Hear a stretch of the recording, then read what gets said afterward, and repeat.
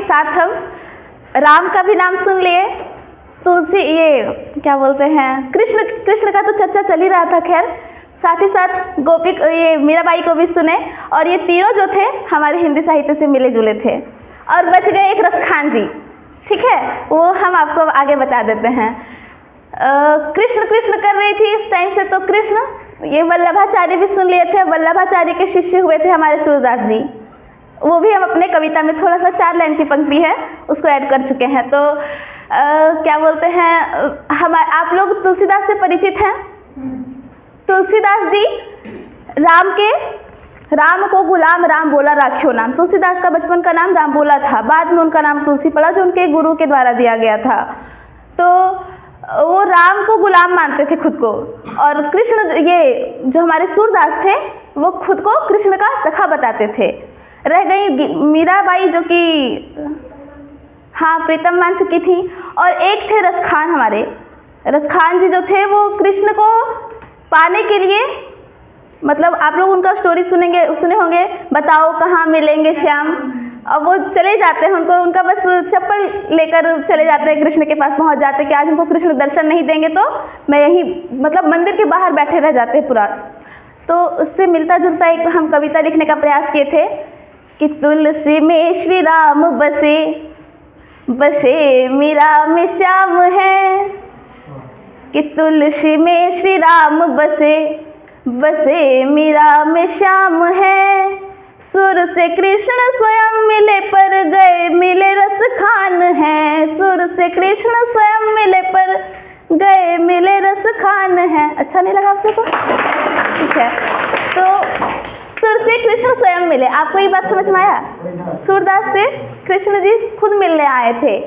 जब वो, मतलब सूरदास को माना जाता है कि वो अंधे थे, और जन्म से अंधे थे, वो जन्मांध थे। हालांकि इस बात पे कोई मतलब खास मत नहीं आ पाया सामने, लेकिन फिर भी उनको, सूरदास को बचपन से ही अंधा माना गया था। तो बोला जाता है कि ऐसा किंवदंती है कि जब वो रास्ते में जा रहे थे अपने भाइयों को ढूंढने हेतु, तो कुएं में गिर जाते हैं वो, और कुएं में गिर जाने के दौरान वो मतलब थोड़ा सा अपने आराध्य देव को, होता है ना कृष्ण, वो पुकारना शुरू कर देते हैं।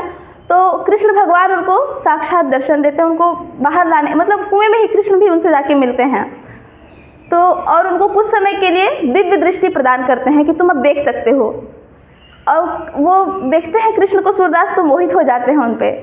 तो कृष्ण को मतलब सारी बातें वो बताते हैं कि तुम यहाँ क्या कर रहे थे, तुम ऐसे हो वैसे हो। तो सारी बातें वो बताते हैं कि हमारे भाइयों में आपस में लड़ाई हो चुका है, और वे लोग घर छोड़ के चले गए, तो हम भी उन्हीं को ढूंढने के लिए निकले थे, और इसी दौरान हम इस कुएं में अचानक से गिर गए। तो क्या होता है, तो सूरदास, वो जो कृष्ण थे, वो उनको बाहर निकलने के लिए कहते हैं, और कहते हैं देखो मैंने तुम्हें आंखें प्रदान की हैं, अब तुम पूरे संसार को देख सकते हो। तो उस टाइम सूरदास बड़ी अच्छी बातें कहते हैं कि मैं भी कभी सोचता था प्रभु कि जिसने इस संसार को बनाया है, संसार तो वास्तव में बहुत खूबसूरत है, तो हम लोग भी मानते हैं इस बात को। अब मोह माया में पड़े हुए तो संसार तो खूबसूरत लगेगा ही।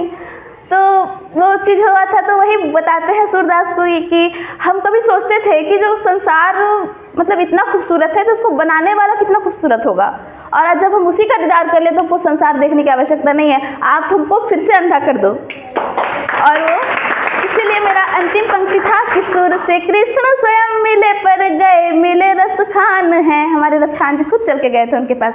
अब आज चूँकि बाल दिवस है, एक छोटा सा कविता सुना देते हैं आप लोग को।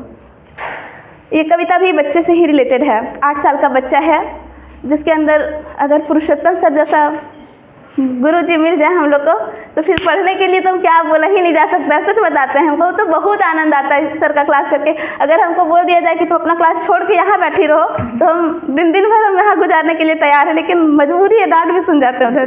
तो खैर, तो वही बच्चे में भी पढ़ाई की जो ललक थी, पढ़ाई के प्रति वो काफ़ी प्रबल थी। तो एक 8 साल का बच्चा, ये मेरी दृष्टि से, मतलब हम जो जहाँ तक कल्पना कर पाए थे, कविता का शीर्षक दिए थे हम जली हुई किताब। बच्चा का हालत कुछ ऐसा होता है कि उसके घर पे मम्मी पापा नहीं है, उसके पिताजी कभी राइटर थे जो अभी संसार में नहीं रहे हैं, वो अपनी दादी के पास रहता है, वही पढ़ाई लिखाई कर रहा है। और मतलब वो एक होता है ना, परिस्थितियाँ ही इंसान को समझदार बना देती हैं, मतलब क्या बोला जा सकता है उसको, तो वही चीज़ हुआ था उसके साथ भी। वो बच्चा 8 साल की उम्र में ही काफ़ी बड़ा वाला उसमें मतलब जिम्मेदारी आ जाने के बाद उसका हो गया था वैसा। तो वो लड़का पढ़ाई भी करता था, अपनी दादी का देखभाल भी करता था और साथ ही साथ किताब का दुकान भी चलाता था, जो उसके पिताजी के द्वारा मतलब था। और पिताजी अचानक से उनकी देहांत हो जाती है। तो कल ही मैंने देखा था, कविता का पंक्ति कुछ इस प्रकार है। कल ही मैंने देखा था, यहाँ एक छोटा सा मकान था और बगल में किताबों की दुकान थी। उस घर में एक बुढ़िया थी जिसे बेहद सर्दी और जुकाम थी, लेकिन फिर भी उसके मुख पर अपने पोते की ही नाम थी। पोता, जी हाँ, जो केवल 8 साल का था, लेकिन पढ़ने की इतनी शौकीन मानो 60 साल का था।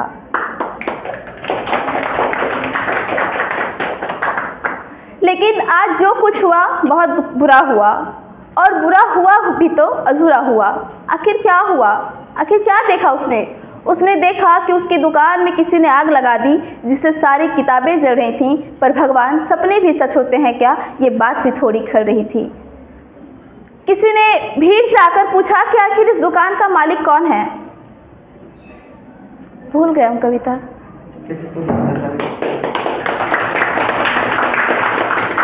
अच्छा, भूल गए, उसका लाइन है क्या? अच्छा, कविता का भूल है, भूल गए नहीं, कविता सच में भूल गए हम। तो किसी ने भीड़ से पूछा कि आखिर इस दुकान का मालिक कौन है? लेकिन आज जो कुछ हुआ और जो हुआ भी वो भी अधूरा, मतलब जो बुरा हुआ वो भी कुछ अधूरा ही था। क्या होता है उसके साथ? उस बच्चे ने देखा कि उसकी दुकान में किसी ने आग लगा दी, जिससे सारी किताबें जल रही थीं। पर भगवान, सपने भी सच होते हैं क्या? ये बात भी थोड़ी खल रही थी। नीचे राख, ऊपर धुआं देखकर वो जोर जोर से चिल्लाने लगा, कुछ अजीब सी हरकतें करते हुए अपने बदन को भी हिलाने लगा। देखकर लोग डरे तो उसमें भी खिलाने लगा। इसी बीच मतलब कोई आता है बाहर से और पूछता है आखिर इस दुकान का मालिक कौन था? बुढ़िया ने भीड़ से निकलते हुए जवाब दिया, ओहो, ये बच्चा ही तो मालिक था और बच्चा ही तो सेवक था।